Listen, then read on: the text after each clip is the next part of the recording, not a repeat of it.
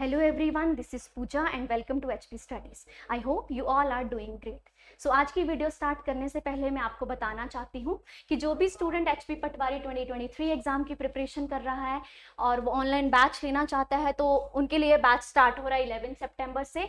और जो भी बैच लेना चाहता है वो इस नंबर पर जाके रजिस्ट्रेशन कर सकता है। ये आपको 60% ऑफ के साथ 1200 में मिलेगा।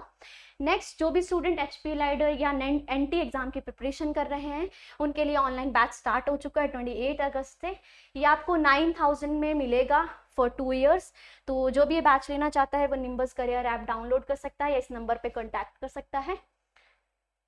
HP TGT कमीशन का बैच स्टार्ट हो चुका है फॉर TGT और नॉन TGT आर्ट्स और नॉन मेडिकल के लिए। ये 21 अगस्त को स्टार्ट हुआ है। जो भी स्टूडेंट इस बैच को लेना चाहता है वो निम्बस करियर ऐप डाउनलोड कर सकता है। ये आपको 40% ऑफ के साथ 3000 में मिलेगा फॉर 1 ईयर। और जो भी student HP state cooperative bank assistant manager exam की प्रिपरेशन कर रहे हैं उनके लिए बैच 24 अगस्त से स्टार्ट हुआ है। जो भी ये बैच लेना चाहते हैं वो निम्बस करियर ऐप डाउनलोड करके ले सकते हैं या इस नंबर पे कांटेक्ट कर सकते हैं। सो आज की वीडियो की अगर मैं बात करूं तो ये बहुत इंपॉर्टेंट रहेगी उन स्टूडेंट्स के लिए जिन्होंने अभी तक HP टेट का एग्ज़ाम नहीं दिया है, जो नवंबर में ये एग्ज़ाम देना चाहते हैं, या वो स्टूडेंट्स जिन्होंने एग्ज़ाम दिया पर वो क्वालिफाई नहीं कर पाए, किसी भी वजह से वो हो सकती है, तो उसकी प्रिपरेशन करना चाहते हैं तो ये वीडियो उनके लिए बहुत इंपॉर्टेंट रहेगी।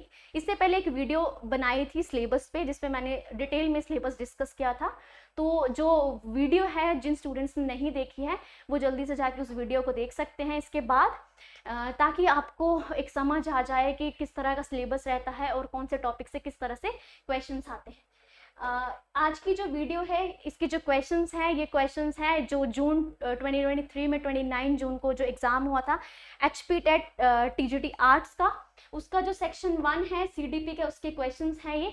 तो आज हम इसको डिस्कस करेंगे कि किस तरह के क्वेश्चंस आए थे। सो फर्स्ट है, which of the following is at the bottom of hierarchical structure of needs presented by Abraham Maslow in his self actualization theory। तो इब्राहिम मैस्लो की जो सेल्फ एक्चुअलाइजेशन थ्योरी थी उसमें उन्होंने बॉटम टू अप अपनी approach दी थी। उन्होंने 5 टाइप्स दी थी इसमें। तो सबसे जो बॉटम में अप्रोच है वो कौन सी थी? तो सेल्फ सेफ्टी नीड्स नहीं थी, एस्टीम नीड्स नहीं थी, सेल्फ एक्चुअलाइजेशन नहीं थी, फिजियोलॉजिकल नीड्स थी। तो सबसे पहले इसमें जो थी वो थी फिजियोलॉजिकल नीड्स। नेक्स्ट जो थी इसमें थी सेफ्टी नीड्स, और इसके बाद जो थी वो थी लव एंड बिलोंगिंगनेस। फोर्थ थी एस्टीम एंड नेक्स्ट थी सेल्फ एक्चुअलाइजेशन। राइट। सो जब हम इसे डिटेल में करेंगे तब हम इसको कवर करेंगे। नेक्स्ट है, dash is the mental structure that help us to understand and interpret new information. हमारा जो मेंटल स्ट्रक्चर है उसमें कौन हमें अंडरस्टैंड और न्यू इन्फॉर्मेशन को इंटरप्रेट करने में हमारी हेल्प करता है? तो वो है स्कीमा। इसमें जो भी पुराना हम सीखते हैं और हम कुछ नया ऐड करते हैं वो हमारे स्कीमा में ऐड होता है। एसिमिलेशन और एकोमोडेशन जो है वो अडेप्टेशन का एक पार्ट है। और इक्विलिब्रियम जो है, इक्विलिब्रियम होता है जब हम एसिमिलेट करते हैं चीज़ों को या एकोमोडेट करते हैं, उसके बीच का जो बैलेंस होता है वो इक्विलिब्रियम होता है। मेनली ये जो स्कीमा, एसिमिलेशन, एकोमोडेशन, इक्विलिब्रियम है ये पियाजे ने अपने कंसेप्ट ऑफ डेवलपमेंट में बताया है। तो जब हम उसको कवर करेंगे तब मैं इसमें डिटेल में बताऊंगी। नेक्स्ट है पुनिशमेंट। पुनिशमेंट क्या है? एक पॉजिटिव रीइंफोर्सर है, नेगेटिव रीइंफोर्सर है, और रीइंफोर्सर नहीं है या नन ऑफ द अबव है तो पुनिशमेंट एक नॉट अ रीइंफोर्सर है। राइट। नेक्स्ट है, the structure of intellect model developed by Guilford provides. So जो गिलफर्ड ने स्ट्रक्चर ऑफ इंटेलेक्ट मॉडल की बात किया है इसमें उन्होंने 150 फैक्टर्स की बात की है। कहीं पे आपको ये 120 फैक्टर्स मिलेंगे इंटेलिजेंस के, कहीं पे आपको 180 मिलेंगे, बट आपने ऑप्शंस देखने हैं उस हिसाब से आपने टिक करने हैं। तो इसमें 150 पे हम टिक करेंगे। नेक्स्ट है, according to Spearman each intellectual activity involves. सो स्पेयरमैन ने जो अपनी 2 फैक्टर थ्योरी दी थी उसमें उन्होंने G फैक्टर की बात की थी और S फैक्टर की बात की थी। G फैक्टर में वो जर्नल फैक्टर बताते हैं और S फैक्टर में स्पेसिफिक फैक्टर बताते हैं। अगर मैं जर्नल फैक्टर की बात करती हूँ तो जर्नल फैक्टर में जो बच्चा हेरिडिटी से सीख के आता है, जैसे किसी बच्चे को कोई वो काम करता है, लाइक वो कुकिंग करता है, तो वो उसका एक शौक है, वो उसके जर्नल फैक्टर में आएगा। बट वो एक डांसर है, वो एक आप कह सकते हैं कि वो उसने ट्रेनिंग से सीखा है, वो उसने कोचिंग से सीखा है, तो वो आएगा हमारा स्पेसिफिक फैक्टर में। तो इसका जो आंसर है, इन्होंने कहा इंटेलेक्चुअल एक्टिविटी, तो जो इंटेलेक्चुअल एक्टिविटी है वो हमारी जी फैक्टर में काउंट होगी और एस फैक्टर में हमारी मेंटल एक्टिविटी काउंट होगी। तो इसका आंसर है जी फैक्टर, राइट। नेक्स्ट है dash is not a branch of applied psychology. तो अप्लाइड साइकोलॉजी की ब्रांच क्या नहीं है? तो एजुकेशनल साइकोलॉजी इसकी ब्रांच है, क्लिनिकल साइकोलॉजी इसकी ब्रांच है, मिलिट्री साइकोलॉजी इसकी ब्रांच नहीं है, और एक्सपेरिमेंटल साइकोलॉजी भी इसकी ब्रांच है, राइट। नेक्स्ट है एडजस्टमेंट इज रिलेटेड टू। तो एडजस्टमेंट जो है वो किससे रिलेटेड है? स्पिरिचुअल से रिलेटेड नहीं है, सोशल डेवलपमेंट से रिलेटेड है, फिजिकल से रिलेटेड नहीं है, और मॉरल डेवलपमेंट से भी रिलेटेड नहीं है। क्योंकि जो बच्चा है वो कहाँ एडजस्ट करता है? सोशल में, सोशली सोसाइटी में वो जो है वो एडजस्ट करता है, जहाँ पर वो पीयर रिलेशनशिप बनाता है, क्लासरूम में अपनी प्रेजेंटेशन करता है, सोसाइटी में कैसे इंटरेक्ट करता है, तो वो सब आ जाएगा हमारा एडजस्टमेंट में, right. A person's potential ability is an activity of a specialised kind of known as. तो हम इसको कहेंगे एप्टीट्यूड। ये आएगा जो हमारी, जो पर्सन की पोटेंशियल एबिलिटी है is an activity of specialised kind of known as aptitude, right. Next है who used puzzle box in his experiments for developing a theory of learning. तो आप सब जानते हैं कि जो थॉर्नडाइक की ट्रायल एंड एरर थ्योरी है, उस पे उन्होंने पजल बॉक्स पे अपना एक्सपेरिमेंट किया था। तो वो कहते थे कि जो बच्चा है वो गलतियां करके सीखता है, राइट। नेक्स्ट है an individual becomes more clear in oral expressions as well as written expressions during. कौन सी स्टेज में बच्चा जो है वो ओरल, उसके ओरल एक्सप्रेशन वो सही से बोलना सीख लेता है, या उसकी as well as written expressions. तो अर्ली चाइल्डहुड के टाइम बच्चे में लैंग्वेज डेवलपमेंट होती है, या उस टाइम पे बच्चा जो है वो, क्योंकि वो स्कूल तो नहीं जाता उस टाइम पे, बट हम उसको बोल सकते हैं कि अर्ली प्ले एज बोल सकते हैं, या अर्ली स्कूल एज बोल सकते हैं, अर्ली गैंग एज बोल सकते हैं। तो इस एज में बच्चा जो है वो उसकी जो क्लियर ओरल एक्सप्रेशन स्टार्ट हो जाता है, राइट। नेक्स्ट है as a science of behaviour psychology studies. तो इसमें वो दोनों बिहेवियर को स्टडी करता है, both overt and covert behaviour of any organism, right. Next है in which method of individual observe and analyse his own behaviour.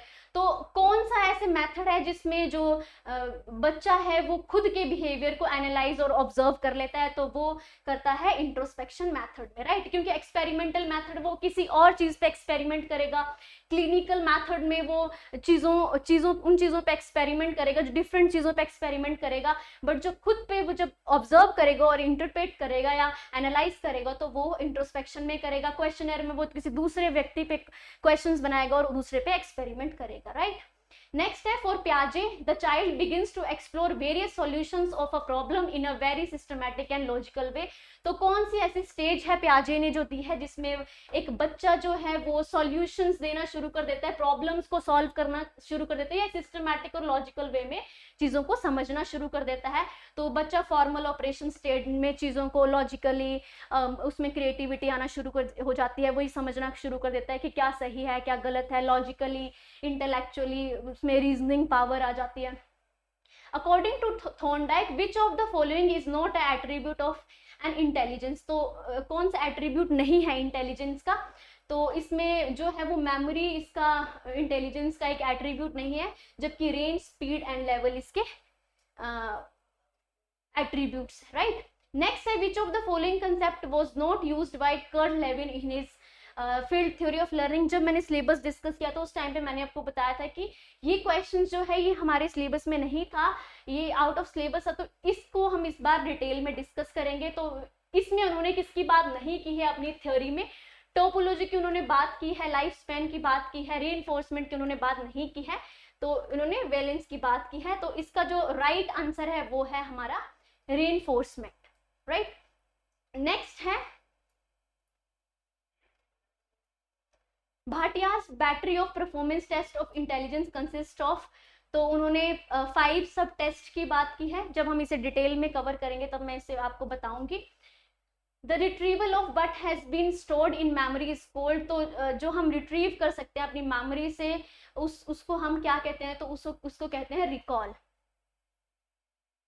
जो हम अपनी मेमोरी से में से रिट्रीव कर सकते हैं तो उसे हम रिकॉल कहते हैं। Which of the following has a important role, which of the following has an important role in an individual's development.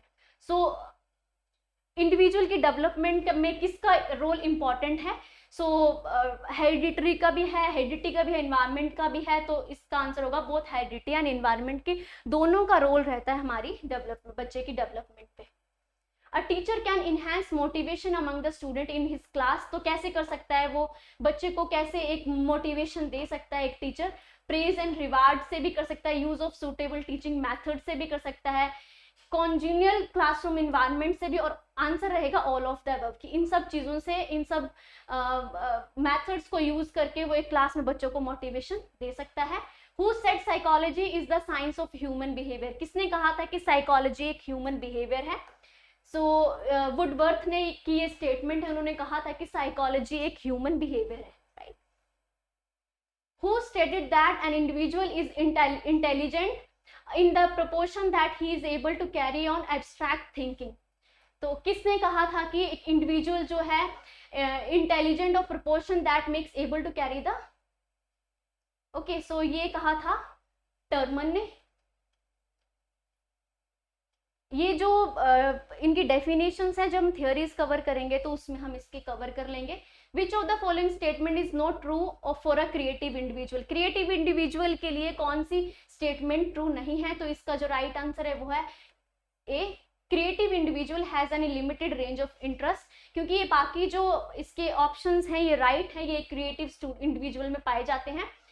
सो ये इसका राइट आंसर है ए। Who used the term mental age for the first time? तो first time mental as का use किसने किया था? तो 1905 में बिने ने अपने एक टेस्ट में, अपनी एक थ्योरी में मेंटल एज का जिक्र किया था। उन्होंने कहा था कि किसी भी बच्चे के इंटेलिजेंस को चेक करने के लिए हमें एक मेंटल एज का इन्होंने एक फॉर्मूला दिया था, जिसमें उन्होंने mental as divided by chronological S multiply by 100। तो जब थ्योरी को करेंगे तब हम इसे डिटेल में करेंगे कि कैसे हम इसे किसी टेस्ट पे अप्लाई करते हैं। तो बिने ने 1905 में जब अपना एक टेस्ट दिया था उसमें उन्होंने फर्स्ट टाइम मेंटल एज का जिक्र किया था। नेक्स्ट है the occupations like electricians, mechanic, machine operator requires. तो कौन कौन से ये जो ऑक्यूपेशंस है इसके लिए, इनके लिए क्या रिक्वायर है?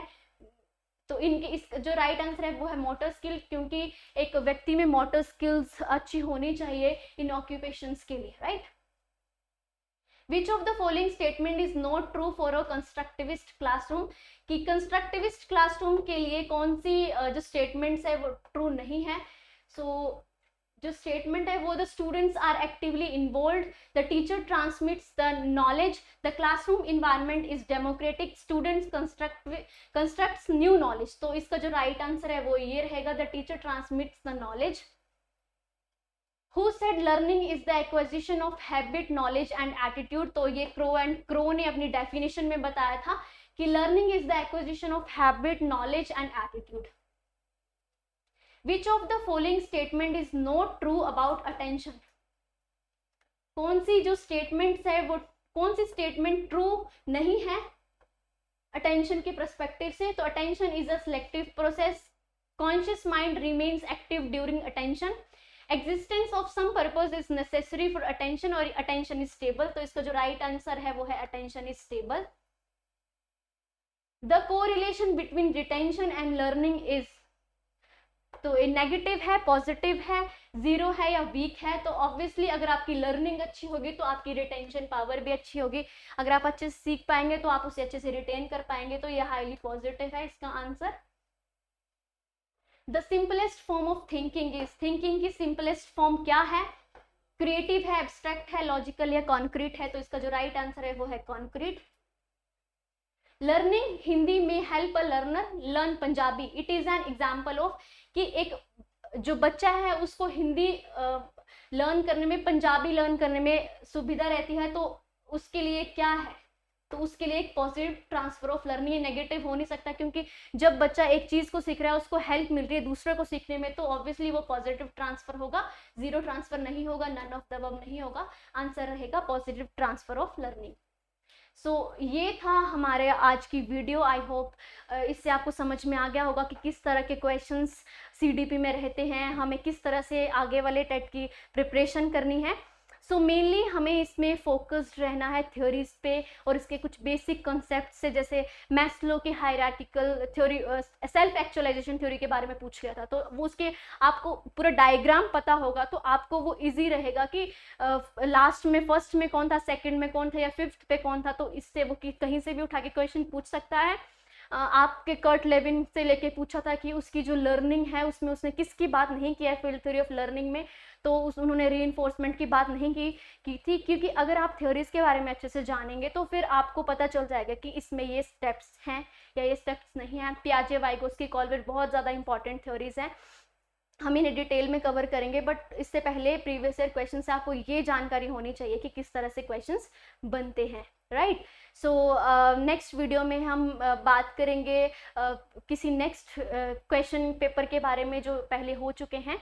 तब तक के लिए धन्यवाद।